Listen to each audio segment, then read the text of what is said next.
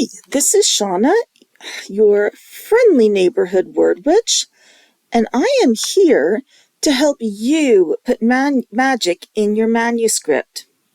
First of all, apologies. I never meant for such a long time to pass between episodes.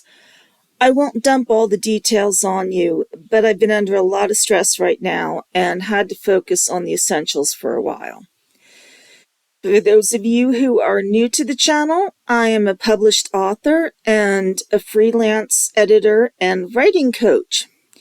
If you're curious about my books or are in the market for editing or coaching, you can find my information in the comments below. Also, I am videoing all of this. My cat's getting in the way here.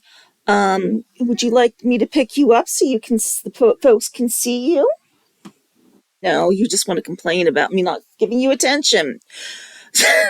Also, I'm videoing this myself in my living room with no team to assist me. Hey, witches are all about homemade, right? So today we're going to do a quick overview of story arc. There's many helpful, well-written books looking at story arc in many different ways.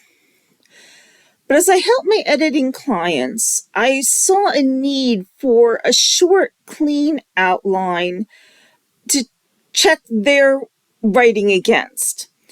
Think of a story arc this way. The story opens with a story question. For example, is Susie going to find her true love? At the end of the story, that question should be answered. The answer can be yes, no, or yes, but. Now imagine if I asked you what you wanted for dinner and you answered spaghetti. The answer satisfies the question. Now imagine I asked you what you wanted for dinner and you answered New York City. Now that answer does not match the question unless you're Godzilla. I'd start to feel like one of us must be crazy because this is not making sense. So, in your story arc, you can add additional questions alongside the initial question.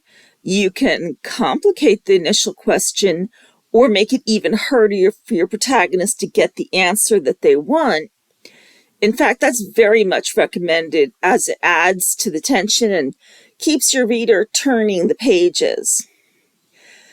But what you cannot do if you want to get published and or have satisfied readers is to provide an answer that doesn't match the question. For example, going back to Susie, say your story question is, will Susie find true love?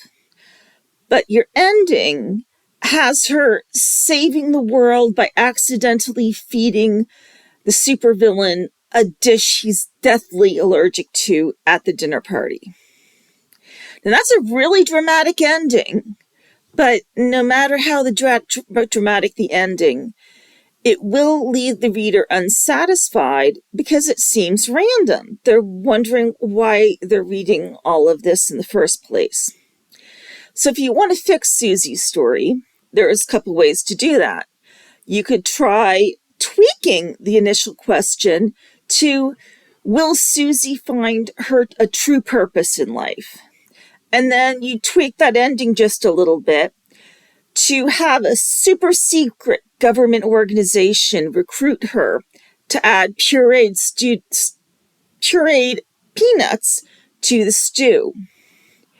She handles the impromptu assignment so well that she is recruited to this super secret organization to continue saving the world. True purpose, voila. True purpose, and you have a great spy adventure comedy. Or if you are committed to staying in the romance genre, because that's what your readers expect of you, You could tweak the ending so that Susie and the agent, who have been bickering through the whole setup for the murderous meal, fall hopelessly in love and stroll arm in arm into the sunset. Now, yes, it's a trope. Most romances are. It's all in the execution. Now, being a reformed pantser, I have to add that a lot of these problems can be avoided by outlining before you begin. Now, I get that some of you out there hate outlining with a passion, and that's fine. But keep in mind that if where your wild creative soul takes you has nothing to do with the beginning of your manuscript, you're going to have a lot of rewrite in your future. I personally like my wild creative soul to collaborate on the outline with the story arc in mind before I start writing. It saves me some time and trouble. And let me remind you, since we're coming to the end, that this is a pretty new channel. So it's really, really important that you like the video, click the little thumbs up, comment on the video, and subscribe to my channel, that little subscribe button. This tells YouTube that this is a video people want to see, so they'll start showing it higher in the searches. It's a free way to help me out, and I greatly appreciate it.